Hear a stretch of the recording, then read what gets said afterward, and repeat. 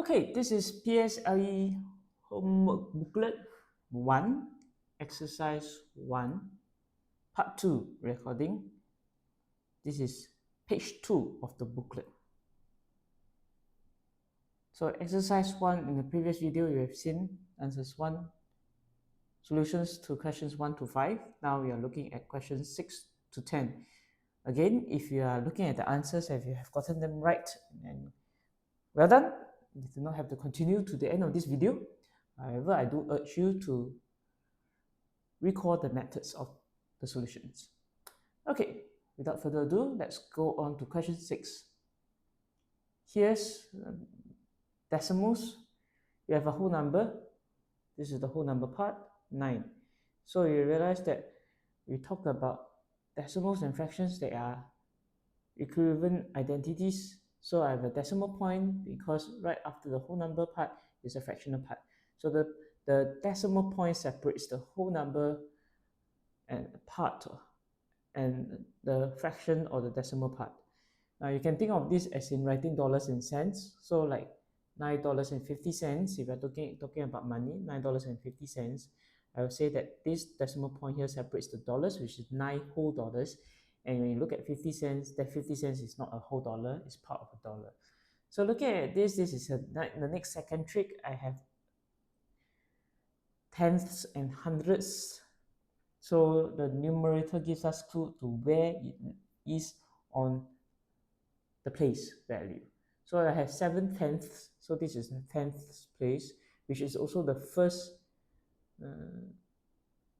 place after the decimal point, which is 10th place. So I have 7 here.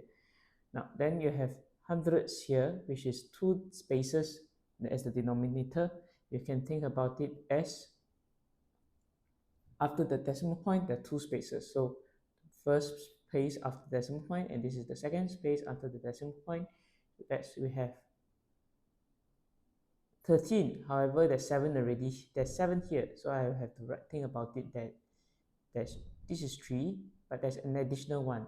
So in other words, I can think about it this way. This is 9.00 plus 0.70 plus 0.130, 0.13. Okay, so the whole number, the tenths and the ones. So I have like 70 cents and 13 cents. So when I put them together, I get $9.83. That's what it means. Okay. All right, so you can think about 13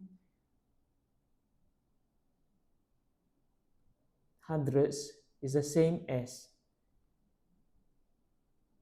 10 hundredths plus 3 hundredths, which this essentially means, okay, 1/10.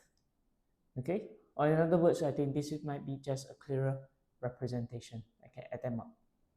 9.00 plus 0.70 plus 0.13. That's 9.83. Okay, the next one, common factors. So that's a whole number question. I have 24 and 30 as the 2 numbers. I'll list down the factors of 24. 24 is 1 and 24. And then I'll go down the numerals and try out every numeral and see if I can do the division.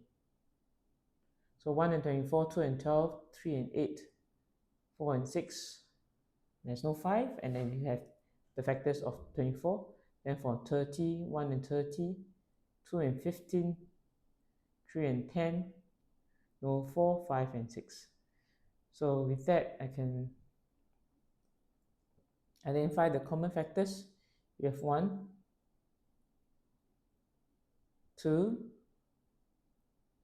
3, and 6. Okay, next one. How many 9s are there in 2 and 1 9? So you have 2 and 1 9. So we talked about it just earlier on. You can think about it as 2 as in 2 wholes, and then plus 1/9. So for 2 wholes itself, you can think about it as is 1 whole and then another 1 whole. Then each of the 1 whole is 9 out of 9s. So altogether you have 9 plus 9 plus 1, so that's the total of 19 ninths. Okay. Now, In another method, you can think about it, the shortcut method is, because I know there's 2 wholes, so I can use 2 times 9, then plus the 1 here. So 2 times 9 is 18, 18 plus 1 is 19. Okay, so that's question 8. Question 9. Salisbury baked the cake and gave 1/5 of it to his brother. He cut the remainder equally into 3 slices. What fraction of the whole cake was each slice? So the one whole cake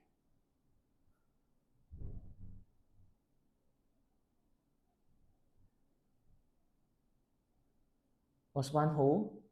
A part of it given to the brother. So that's 1/5. And then I get the remainder, the leftover, that's 4/5. Now, these 4/5, I will cut it equally into 3 slices. So using this, the remainder, I can divide into 3 equal slices. So it's 4/5 divided by 3. I can use my keep, change, flip, keep 4/5, change, divide into times, and then multiply, and then flip 3 over 1 is to 1 over 3. So I get 4 over 15.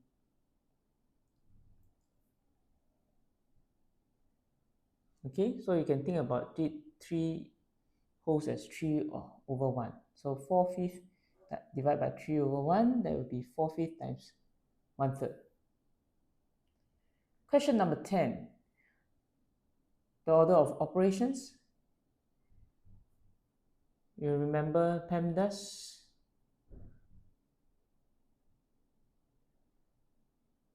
Please excuse my dear Aunt Sally. Do the parentheses, that's the brackets first. So I have 8 times 34 minus 28, close bracket, plus 30 divided by 3. Do the brackets first, so it's 8 times 34 minus 8 will be 6, plus 30 divided by 3 makes multiplication or division. So I'll do the multiplication first.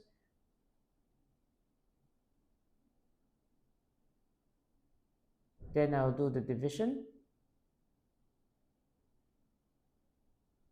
And eventually I'll solve. The answer is 58. Okay, so here's the worked out solutions for page 2. Exercise 1, PSLE booklet, homework booklet.